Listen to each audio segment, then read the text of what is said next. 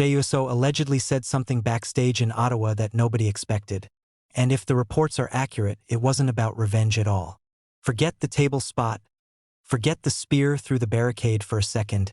The real story being whispered about is what Jay reportedly told people happened to him mentally in the seconds Royce keys held him in place. So what exactly might Jay have confronted in that moment? And why hasn't he said a word publicly since?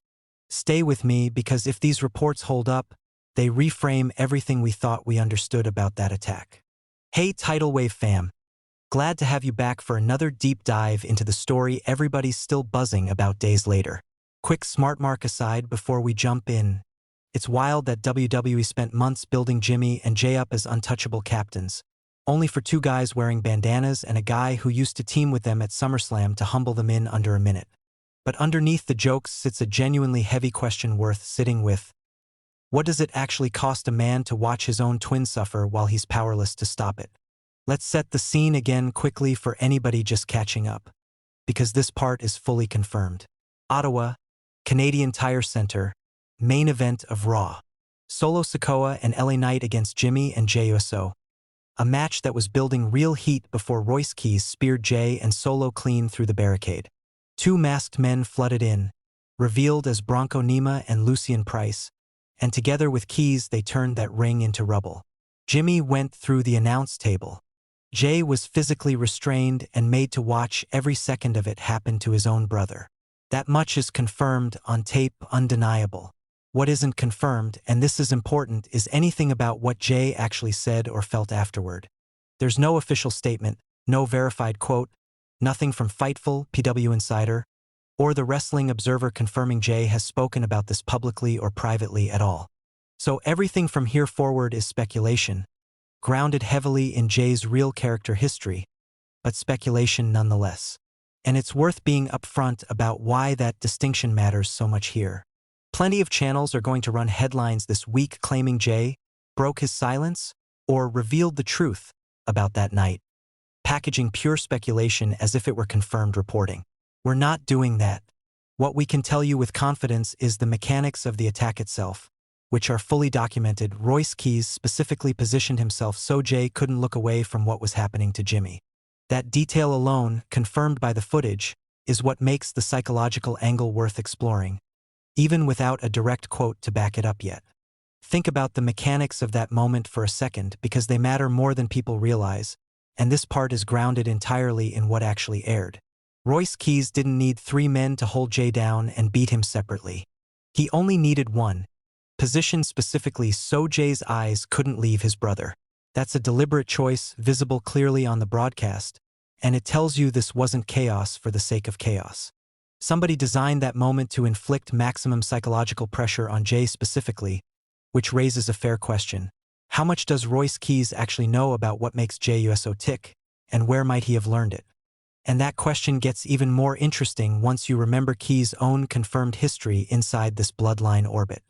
He's crossed paths with Jimmy and Jay before, shared a locker room and a SummerSlam alliance with Knight and Solo against this exact family. Which means whatever Keys orchestrated in that ring likely wasn't random improvisation. It was informed and personal in a way most debut attacks never managed to be. Now, before we get into that speculation, because there's a compelling case to build here, if Tidal Wave has become your go-to for cutting through the noise on this bloodline chaos, smash that subscribe button right now. We're about to walk through a theory most channels haven't touched yet, and you don't want to be behind on something this significant once it develops further. Alright, let's get into what this could actually mean for Jay going forward.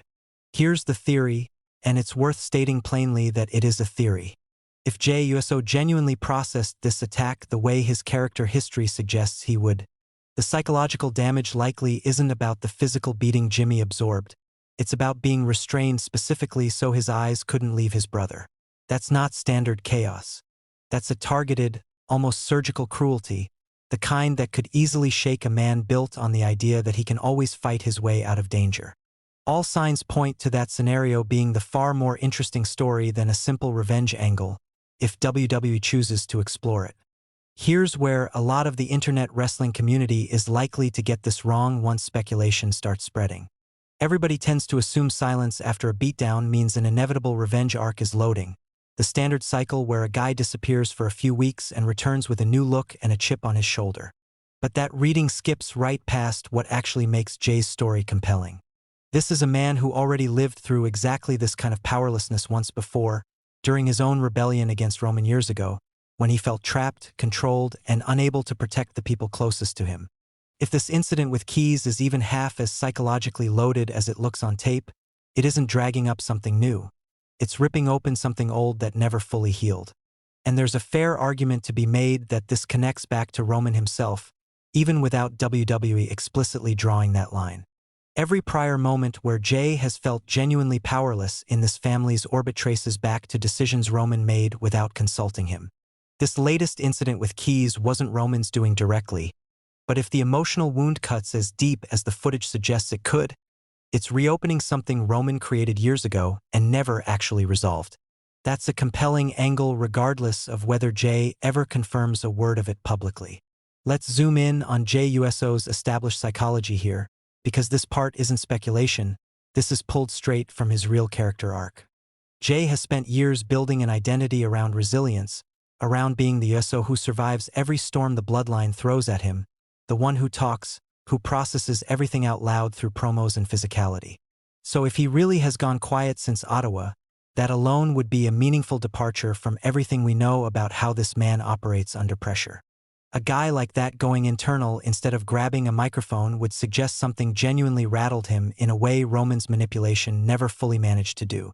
And that's the part worth watching closely over the coming weeks, because his character history gives us real reason to take that possibility seriously, even in the absence of a single confirmed word from Jay himself. So here's your honest takeaway.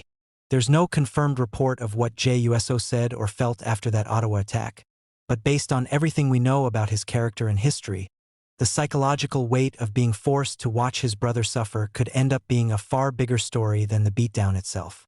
That's not a headline yet. It's a theory worth watching closely as the storyline develops, and one that deserves to be treated with honesty rather than dressed up as confirmed fact. Drop your take in the comments right now. If Jay does eventually speak on this, do you think it sends him back toward the independence he found during his singles run? Or deeper into needing Roman's protection than ever? Smash that like button. Subscribe if you want to be first when this story actually gets confirmed one way or another, because whatever Jay does next might be the most important character decision of his career, and we'll be tracking every credible update as it comes in. See you in the next one.